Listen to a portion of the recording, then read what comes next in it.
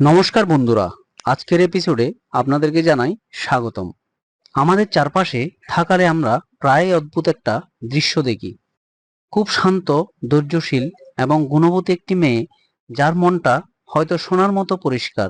সে এমন একজন স্বামী পেয়েছে যে তাকে বিন্দুমাত্র সম্মান করে না।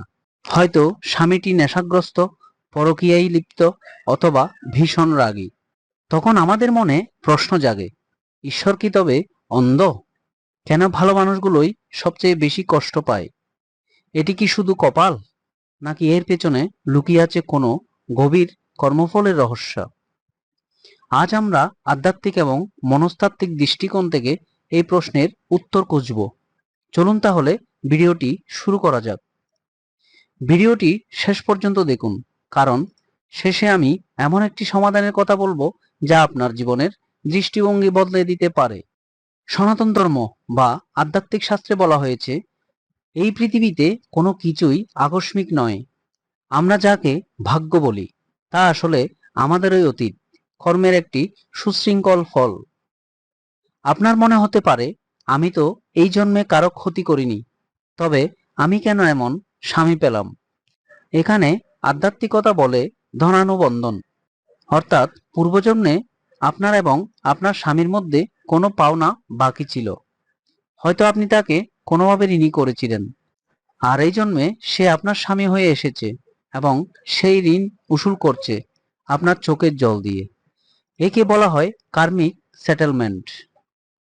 একটি প্রশ্ন প্রায়শই আসে, ভালো মেয়েরাই কেন কষ্ট বেশি পায়?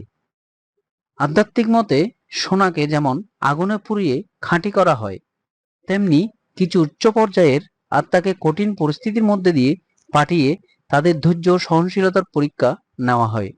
মনস্তাত্ত্বিক দিক থেকে দেখলে ভালো মেয়েরা অনেক সময় সব ঠিক হয়ে যাবে ভেবে অন্যায় সহ্য করে নেয়। এই সহ্য করাটাকেও অনেক সময় কর্মফল বলা হয়, কারণ আপনি নিজের আত্মার অমর্যাদা করছেন।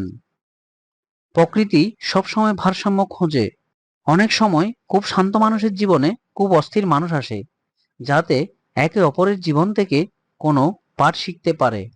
পুরাণে আমরা দেখেছি, মন্দোদরীর মতো বিদুষী ও ধার্মিক নারী রাবণের মতো অহংকারের স্বামী পেয়েছিলেন। আবার গান্ধারীর মতো পতিব্রতা নারী ধৃতরাষ্ট্রের মতো স্বামী পেয়েছিলেন। কিন্তু কেন? কারণ তাদের জীবনে একটি বিশেষ উদ্দেশ্য ছিল। তারা আমাদের শিখিয়ে গেছেন যে প্রতিকূল পরিস্থিতিও নিজের আদর্শে কিভাবে অটল থাকা হয়। আজকের যুগেও আপনি দেখবেন, অনেক নারী স্বামীর অবহেলা সয়েও নিজের সন্তানদের মানুষের মতো মানুষ করছেন। এই ত্যাগ বৃথা যায় না। এই ত্যাগের ফলেই তাদের গর্ভবতী জন্ম বা জীবনের শেষ ভাগ অত্যন্ত সুখের হয়। এখন প্রশ্ন হলো, যদি এটি কর্মফলে হয়, তবে সারা জীবন এভাবে কেঁদেই কাটাতে হবে? উত্তর হলো না। প্রথমে মেনে নিন যে এটি আপনার জীবনের একটি শিক্ষা। যখন আপনি অভিযোগ করা বন্ধ করবেন, তখন আপনার অর্ধেক মানসিক কষ্ট কমে যাবে। মনে রাখবেন, অন্যের সেবা করা ধর্ম, কিন্তু নিজের উপর অত্যাচার সহ্য করা অধর্ম। নিজের আত্মসম্মান বজায় রেখে কর্ম করুন। আপনার স্বামী আপনাকে যে কষ্ট দিচ্ছে, মনে মনে তাকে ক্ষমা করে দিন। ক্ষমা করলেও সে ব্যক্তির সাথে আপনার কার্মিক ঋণ মিটে যায়। ফলে পরের জন্মে বা ভবিষ্যতে আর এই কষ্ট পেতে হয় না। নিজের একটি জগৎ তৈরি করুন। নাম জপ, ধ্যান বা কোনো ভালো কাজের সাথে যুক্ত হন। এতে আপনার পজিটিভ এনার্জি বাড়বে এবং স্বামীর নেতিবাচক প্রভাব আপনার উপর কমে যাবে। সর্বশেষ একটি কথাই বলবো, আপনার স্বামী কেমন হবে তা হয়তো আপনার অতীতের কর্ম ঠিক করেছে, কিন্তু আপনি সেই পরিস্থিতিতে কেমন আচরণ করবেন এবং কতটা শান্ত থাকবেন তা আপনার বর্তমান কর্মে ঠিক করবে। নিজের উপর বিশ্বাস হারাবেন না। ঈশ্বর কেবল তাদেরই কঠিন পরীক্ষা নেন যাদের জয়ী হওয়ার ক্ষমতা থাকে। আজকের এই আলোচনা আপনার কেমন লাগলো? আপনি কি মনে করেন স্বামী পাওয়াটা কেবলই ভাগ্য?